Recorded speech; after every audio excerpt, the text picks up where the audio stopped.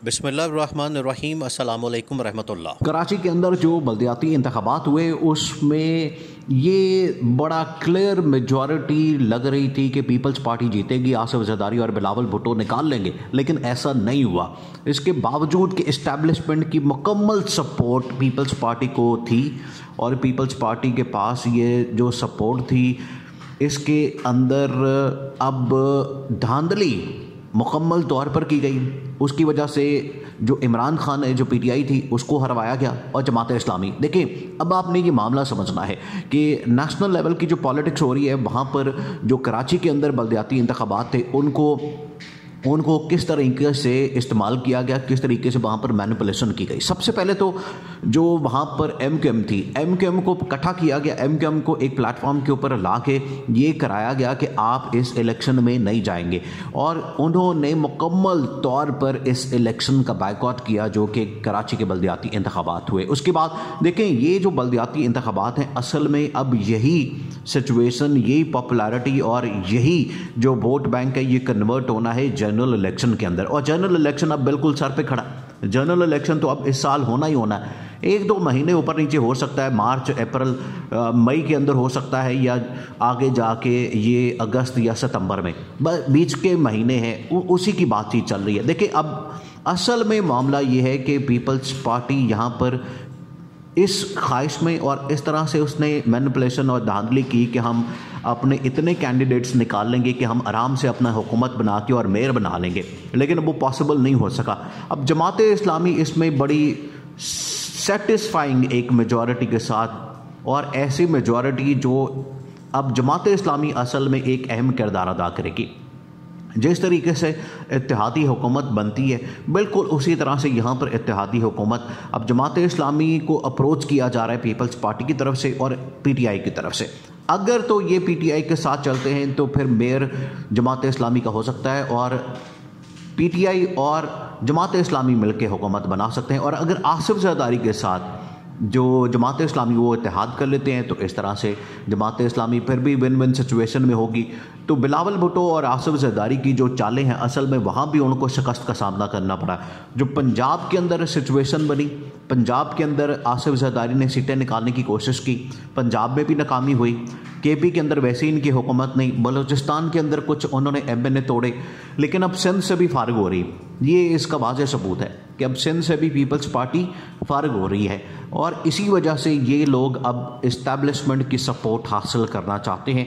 इसी वजह से ये लोग चाहते हैं कि हम इस्टेब्लिशमेंट की सपोर्ट लें, हम इस्टेब्लिशमेंट के साथ मिलें, हम इस्टेब्लिशमेंट के साथ मिलकर काम करें और इस्टेब्लिशमेंट के साथ डील करके अगला जो इलेक्शन है वो जीत पाएँ। इसी वजह से इनको ये जब भी ये इनको शक होता है, देखिए इस टाइम दो चीज़ें हैं, ये बात आपने समझनी है। एक तो इमरान खान ने चाल चली कि मैं इलेक्शन चाहता हूं और उसके लिए मैं पंजाब की असम्बली तोड़ दूंगा, मैं, और इमरान खान ने तोड़ भी दी, केपी असम्बली तोड़ी। फिर उसके बाद इलेक्शन करवाने के लिए इमरान खान ने क्या किया कि नेशनल असम्बली से जो इस्तीफ़े दिए उसको कबूल नहीं किया जा रहा था। इमरान खान ने जैसे ही ऐलान किया तो इन्होंने इस्तीफ़ों का ऐलान कर दिया। अब नून लीग असल में क्या चाल चल रही है? नून लीग ये कहती है कि हमने क्योंकि इमरान खान को ट्रैप किया और पंजाब की असम्बली, हमने कहा था कि असम्बलियाँ तोड़ दो, हम पंजाब की असम्बली तोड़वाना चाहते थे वो भी तोड़ दी, अब पंजाब के अंदर हम इलेक्शन करवा देंगे। हम इसी तरह से जो केपी असम्बली है उसके अंदर इलेक्शन करवा देंगे। और जो इमरान खान वापस आने की बात कर रहा था नेशनल असम्बली में तो आ नहीं रहा था, हमने उसको ट्रैप किया और नेशनल असम्बली में जैसे ही इसने आने का ऐलान किया तो हमने वहाँ से इस्तीफ़े कबूल कर लिए और वहाँ से भी इमरान खान को फारिग कर दिया। ये राणा सनाउल्लाह ने कहा है कि हमने हर हाल में जो टेन्योर है वो तो हुकूमत का पूरा करना है, ये कुछ भी हो जाए।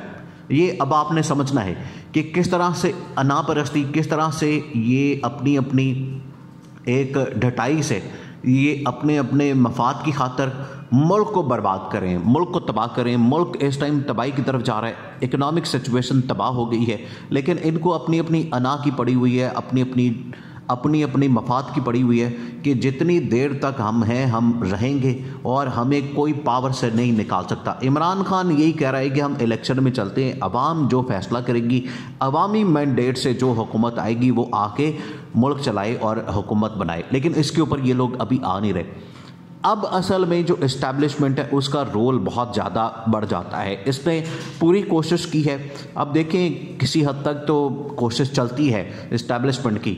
ये आप उससे अंदाज़ा करें कि जब पिछले ज़मीनी इंतखाबात हुए लाहौर के अंदर भी, पंजाब के अंदर भी, जिसमें इमरान खान ने भी इलेक्शन लड़ा तमाम सीटों पर और बाकी MPA के इलेक्शन हुए थे, उसमें भी लैंडस्लाइड विक्ट्री। हालांकि उस टाइम इस्टेब्लिशमेंट पूरी की पूरी नून लीग को, हमजा शहबाज को सपोर्ट कर रही थी, उसके बावजूद वो सीटें नहीं निकाल सके और सारी की सारी सीटें इमरान खान ने बड़ी आसानी के साथ निकाल ली, क्योंकि इमरान खान के साथ इस टाइम पब्लिक है, इमरान खान के साथ इस टाइम पब्लिक सपोर्ट है।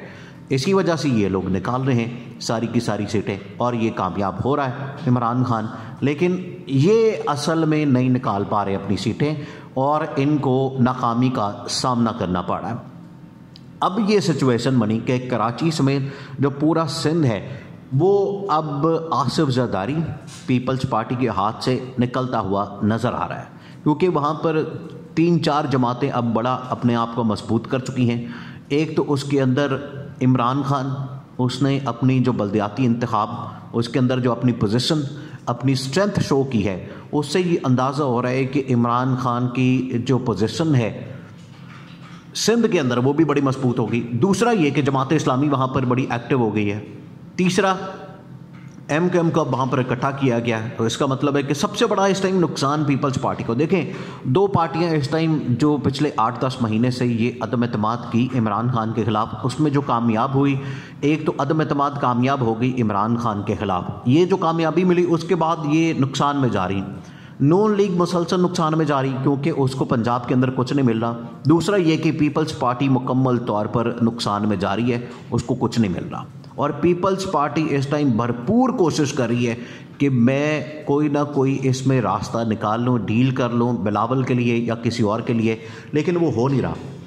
ये अब जितने चांसेस हैं बिलावल के लिए आगे इलेक्शन, आगे अगले इलेक्शन में प्राइम मिनिस्टर बनने के लिए, वो बहुत कम हो गए, वो तकरीबन ख़त्म हो गए, क्योंकि अब ये बन नहीं सकते, अब इनके पास वो सपोर्ट नहीं रही। और ये बल्दियाती इंतखाबात जो हुए कराची में, उसने ये जाहिर कर दिया है कि इनके पास अब उतनी सपोर्ट नहीं रही, जिसकी बेसिस के ऊपर हम पीपल्स पार्टी में से किसी एक को प्राइम मिनिस्टर बनाते हैं।